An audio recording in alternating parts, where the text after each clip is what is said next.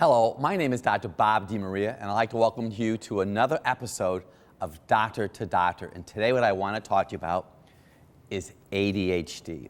It is nearly epidemic. ADHD stands for Attention Deficit Hyperactivity Disorder.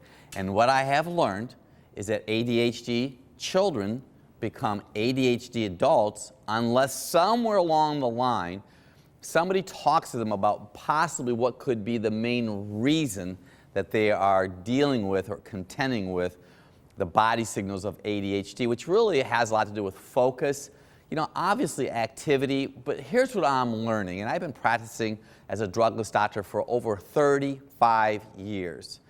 Your brain has a fat in it called DHA, which stands for docosahexaenoic acid. And when the program is over, I'd like you to do a search on that, DHA and brain function. DHA is an oil. It's a fat. Our brain works by fat. The challenge today is the type of fat that we're putting in our body interrupts the brain's ability to send the messages to the rest of your body. So what I'm holding in my hand right now, these are French fries.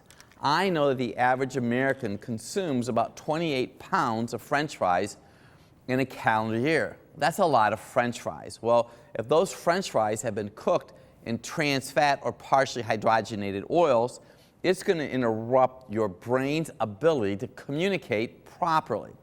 Now, I'm going to throw a term out to you right now. It's called half-life. Half-life is the length of time it takes your body to process that fat. Well, the half-life for trans fat or partially hydrogenated oils is 51 days. That means if you ate a bag of fries today, or a pastry, or even a breakfast cereal that had trans fat or partially hydrogenated oils as a part of the makeup, that's going to throw your brain's ability to create information and send it down properly for nearly 3 months. Well, that's important. So you may have a child that is going high and low and you can't figure out what is going on. You may have never have thought that their breakfast cereal could be an issue or even a pastry could be an issue. What I'm holding in my hand right now is this is how much sugar is in a soda pop. So what you eat becomes you. So let's say you eat some food, it has to go through steps to become the fat in your brain called DHA. The sugar, now this is important for almost all health conditions that our society is suffering with. Sugar takes minerals out of your body and vitamins out of your body. Well, your body needs vitamins and minerals to process the fat. So some people may have ADHD issues because they eat sugar. Sugar taking the vitamins and minerals out of the body. Some individuals may suffer with ADHD because they eat trans fat. Well, I know from my experience, candy bars and cookies and pastries and many of the foods that people eat have trans fat in them. So the child, even the school lunches can have trans fat in them, interrupt the body's ability to make this fat in your brain called DHA.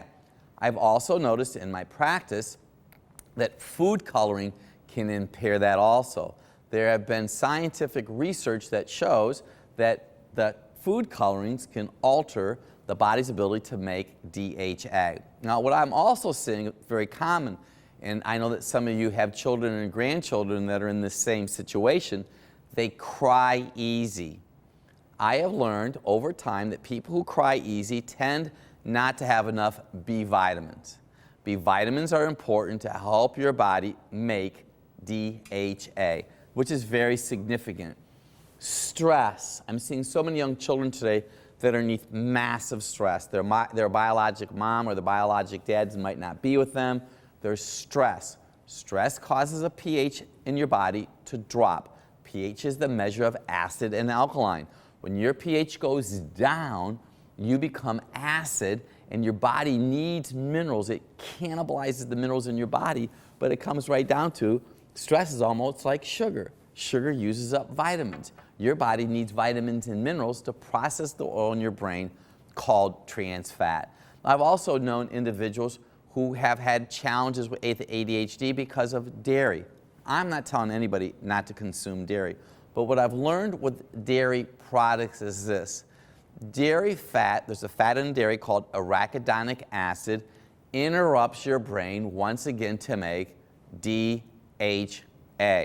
So a lot of these children may drink a quart to half a gallon of milk every 2 days or so. You might say, well, Dr. Bob, where does my child get the calcium from? Well, I'm going to ask you a trick question.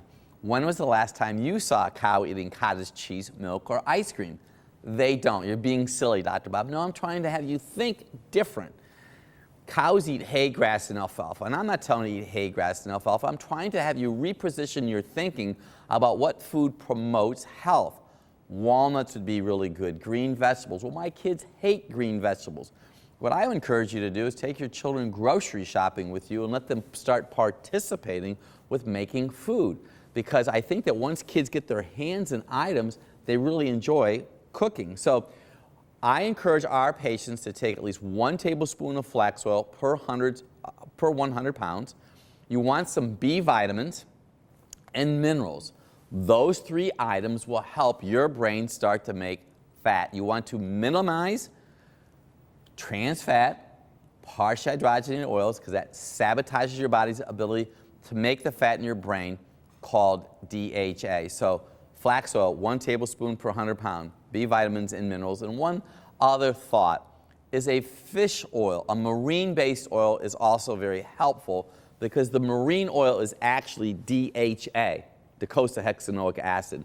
If you eat walnuts and if you eat green foods, they have to go through steps.